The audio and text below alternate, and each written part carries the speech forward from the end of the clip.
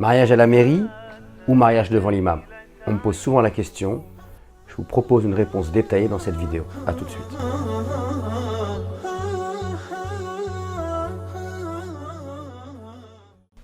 Le mariage religieux. Qu'est-ce que le mariage religieux? Aqdun nikah. On appelle ça un contrat de mariage. Donc, ce contrat de mariage, islamiquement parlant, pour qu'il soit valable, il faut réunir un certain nombre de conditions. Parmi les conditions, le consentement des deux époux. Et oui, vous entendez bien, il n'y a pas de mariage forcé en islam. Alors, les musulmans, dans certaines cultures, ont pu, et ça peut exister encore, forcer, par exemple, leur fille à se marier avec quelqu'un de la famille, mais c'est une condition sine qua non, le consentement des deux époux. Sans cela, le mariage n'est pas valable. Ensuite, il y a aussi également le consentement du tuteur de la femme, c'est-à-dire son père, par exemple. Mais cette condition n'est pas partagée par tout le monde. Chez les Hanafites, la femme peut tout à fait se marier toute seule et ils argumentent de cela par les versets du Coran qui permet à la femme de gérer son argent seule, qui donne une autonomie, une responsabilité à la femme. Et même aussi, il faudrait pour cela revenir au livre de jurisprudence du madhab Hanafite pour voir l'argumentation de Abu Hanifa qui pose des versets du Coran et qui montre que même dans le champ lexical du Coran, eh bien, on attribue le mariage à la femme, ce qui prouve qu'elle peut tout à fait se marier seule. Néanmoins, c'est un madhab sur 4, la majorité considère qu'il faut l'accord du tuteur, mais ce tuteur-là doit aller dans l'intérêt de la femme et ne doit pas s'opposer au mariage. Il n'y a rien qui est absolu. S'il y a aujourd'hui des tuteurs parfois qui peuvent poser problème et s'opposer pour des raisons injustes au mariage, alors ils commettent un péché et il y a des moyens de se sortir de ce genre de situation. Ensuite, il y a l'histoire du témoignage. Il faut 2 témoins qui assistent à l'acte de mariage. Il faut qu'il y ait une demande, c'est-à-dire que le marié demande au tuteur de lui marier sa fille lorsque le tuteur est le père. Et enfin, une dot. Et s'il y a ces conditions, votre mariage est valable. Sauf que ce mariage-là, il implique un certain nombre de droits, de devoirs, et donc celui qui va célébrer ce mariage doit pouvoir garantir l'application de ces droits et devoirs. Par exemple, s'il y a un divorce, qui va déterminer la pension pour les enfants, par exemple, des droits de succession. Celui qui va marier doit vérifier aussi que le mari n'est pas déjà marié, par exemple. Donc le mariage religieux en tant que tel, aujourd'hui tel qu'il est conçu et compris par certaines personnes, il pose problème, puisque aujourd'hui, celui qui va célébrer ce mariage, il n'a aucune autorité politique, morale, pour faire appliquer les droits, notamment de la femme lorsqu'elle se marie. Alors, le problème, c'est qu'on a une minorité agissante, mais qui est vraiment très ultra minoritaire, mais qui sème la zizanie dans l'esprit des musulmans, cette minorité dit que le mariage civil est un acte de mécréance qui fait sortir de l'islam. Oui, vous entendez bien, certains disent que le mariage civil est un acte de mécréance qui fait sortir de l'islam, donc il ne faut surtout pas aller à la mairie. Alors, parmi leurs arguments, ils disent, tout d'abord, c'est un non-musulman qui va marier. D'accord? C'est un non-musulman qui va marier. Et alors, il n'y a aucun problème à ce qu'un non-musulman pratique le mariage, puisque c'est le mariage civil, ce n'est pas le mariage religieux. D'ailleurs, dans la loi française, il est dit qu'un ministre du culte n'a pas le droit de célébrer un mariage religieux avant un mariage civil.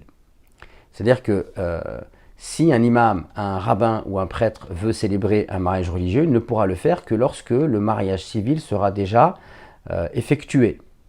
Qu'est-ce que ça prouve cela? Ça prouve que dans la loi française, et la France est un pays laïque, c'est un pays républicain, liberté, égalité, fraternité, les gens peuvent avoir des religions différentes, voire ne pas avoir de religion.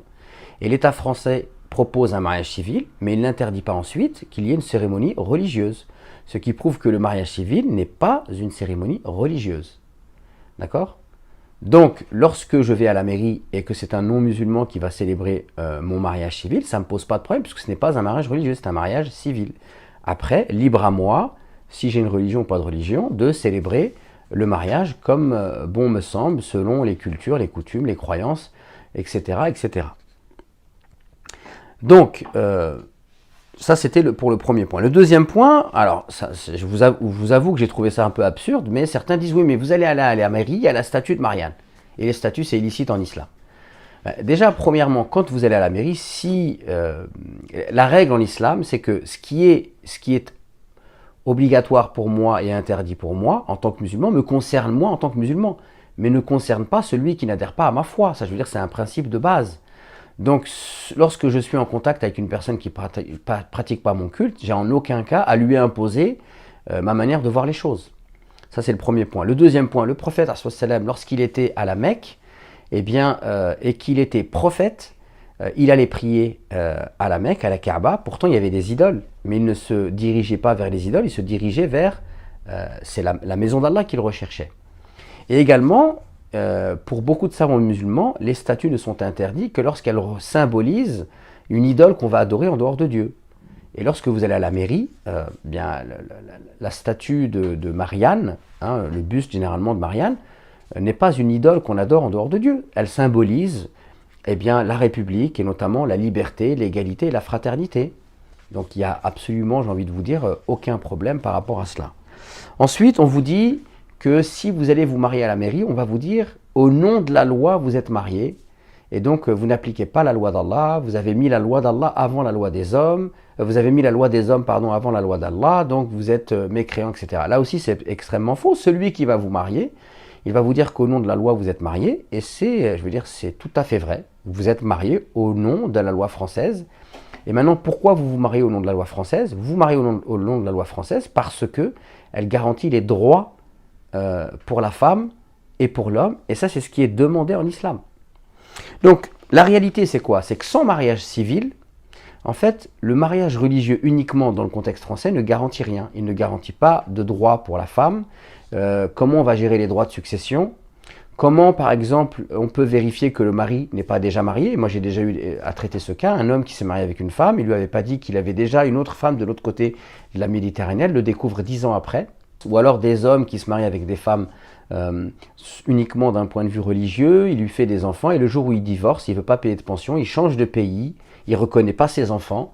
Donc vous voyez bien que le mariage uniquement religieux, il pose beaucoup de problèmes et il est très souvent synonyme pour les hommes qui veulent absolument se marier uniquement d'un point de vue religieux, l'envie de se marier mais sans trop s'engager, et puis comme ça, si jamais je dois me séparer, eh bien, je peux le faire comme ça, je ne serai pas embêté par l'administration et puis on ne pourra pas me contraindre à quoi que ce soit. Donc, il est souvent synonyme de ça, le mariage, je dis bien souvent, je ne dis pas que toute personne qui souhaite se marier uniquement religieusement parlant est forcément mal intentionnée, mais en tout cas, c'est souvent le cas. Et ça crée en tout cas un système qui est extrêmement mauvais. Le mariage civil, pour qu'il puisse se faire, il faut qu'il y ait le consentement des deux époux. Le mariage civil, il va y avoir une publication. Certains disent comme il y a une publication, donc on va savoir que vous êtes marié, vous n'avez même pas besoin de témoins. Certains savants, c'est ce qu'ils disent. Et en plus, lorsque vous vous mariez civilement, vous pouvez apporter des témoins qui peuvent figurer sur l'acte de mariage. Lorsqu'il va y avoir le mariage civil, il va y avoir une demande. La seule chose qui va manquer, c'est comme condition sine qua non, c'est la dot. Et on peut rajouter donc l'accord du tuteur. Et donc la meilleure manière de faire, ce serait d'aller faire un mariage civil.